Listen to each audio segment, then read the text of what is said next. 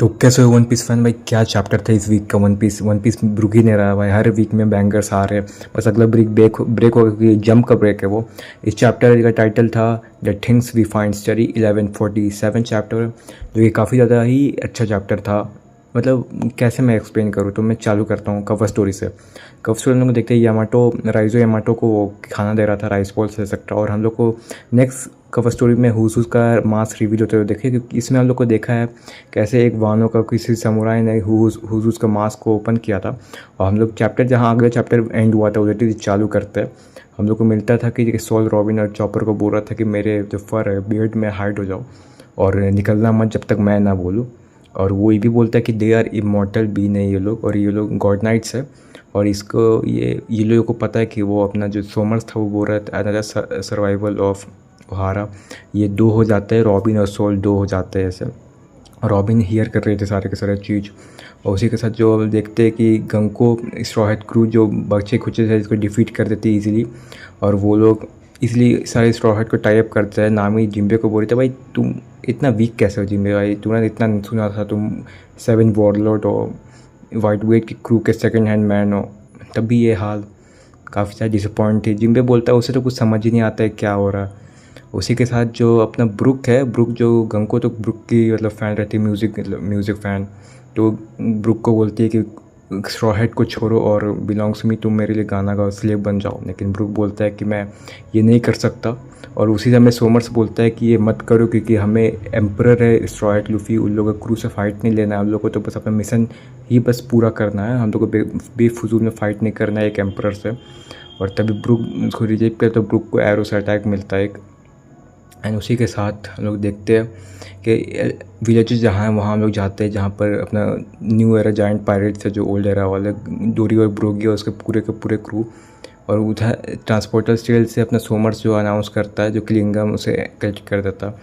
और हम लोग ये देखते हैं कैसे सारे के सारे जो बच्चे खुचे जितने भी थे वो ड्रीम्स चिल्ड्रंस के वो अटैक करने लगते हैं शिप को और विलेजेस को भी। और विलेजर्स लोग अपने डील कर रहे होते हैं सारे के सारे, और सारे के सारे लोग ये भी डर रहे होते हैं क्योंकि उनके जो चिल्ड्रन रहते हैं वो किडनैप हो चुके रहते हैं। उन लोग को डर रहता है कि उनको किडनैप करके कुछ कर ना दे उसके बच्चों को। और उसी के साथ लोग जाते कट आउट होते हैं जहाँ स्कूल में, जिसमें सोमर्स आस कर रहा था जो कि टीचर था कि उसके सारे के सारे नेम बताओ जितने भी बच्चे का किडनैप हो, 10 के 10 का। तो टीचर को बोलता है कि तुम दो मुझे जल्दी।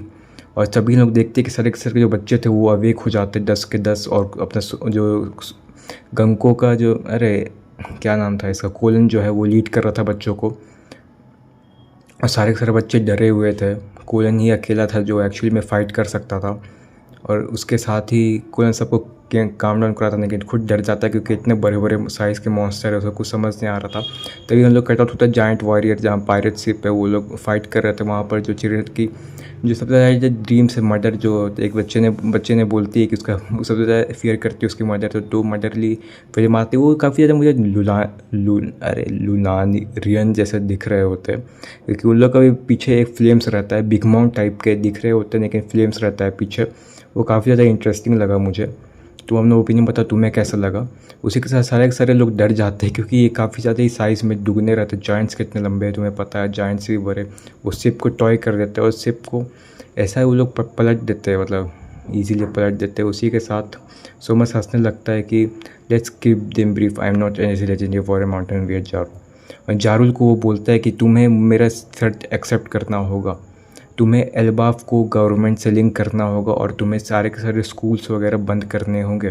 तो रिप्ली जल्दी जल्दी जहाँ जाइंट वॉरियर का शिप पलटा था वहाँ जा रही होती है और फ्रैंकी को लेके। तभी हम लोग को एक पेज में मिलता है कि कहाँ का लोकेशन है वो मैं बाद में बताऊँगा तुम्हें।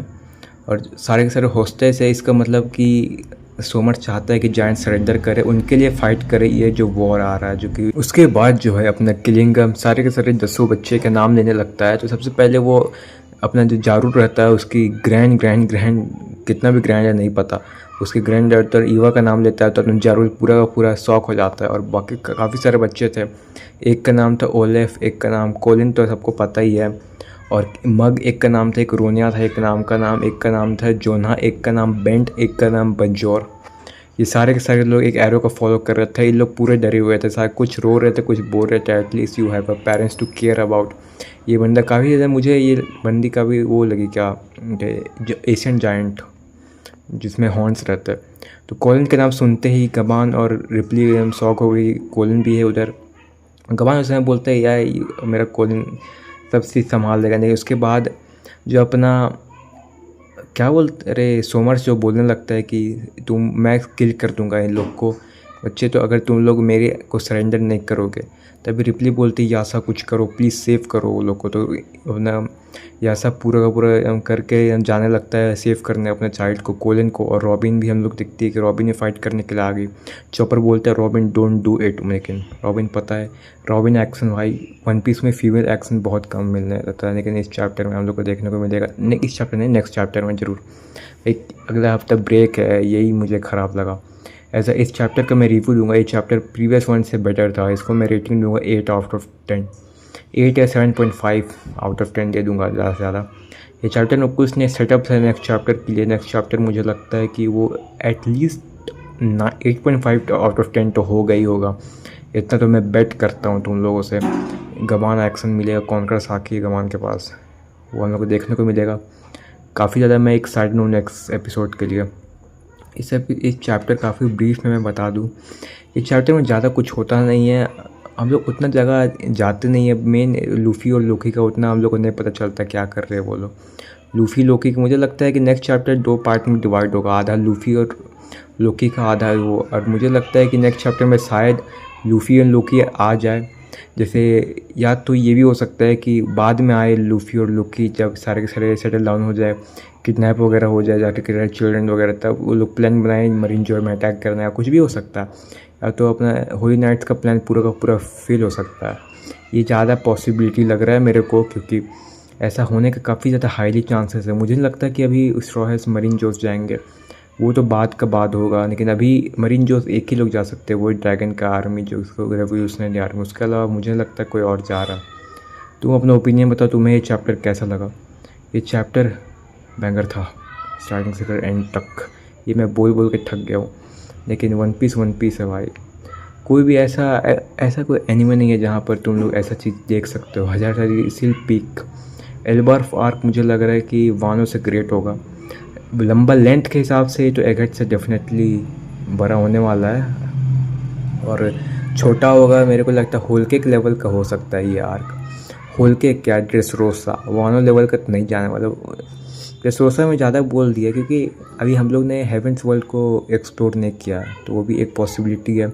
उसमें काफ़ी ज़्यादा चैप्टर जाएगा। एल्बाफ ऑलरेडी 20-22 चैप्टर का हो चुका है, जो कि एक्चुअली में एक नॉर्मल सीरीज़ के लिए तो ये पूरा का 2 आर्क इसमें फिट हो जाएगा। लेकिन वन पीस में अभी तो एक ही आर्क का भी लगता है कि 30-40% ख़त्म हुआ है। 40-50 चैप्टर का तो ईजिली आर्क हो जाएगा।